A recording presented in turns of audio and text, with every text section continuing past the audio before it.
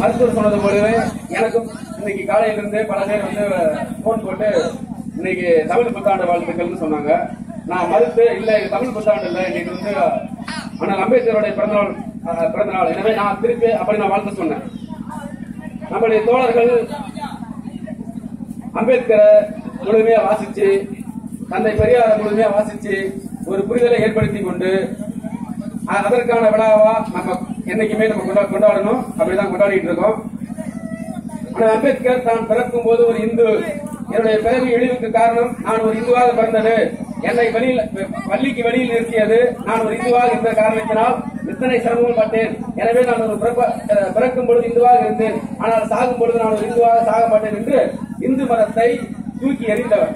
அது மட்டுமல்லாமல் இந்து மதத்தை யாரும் தாழ்த்தப்பட்ட சமூகத்தை சேர்ந்தவர்கள் யாரும் பின்பற்றக்கூடாது என்று தன்னுடைய வாழ்நாள் முழுக்க அந்த இந்து மதத்தை எதிர்த்து போராடி கொண்டிருந்தவர் தான் அண்ணல் அம்பேத்கர்.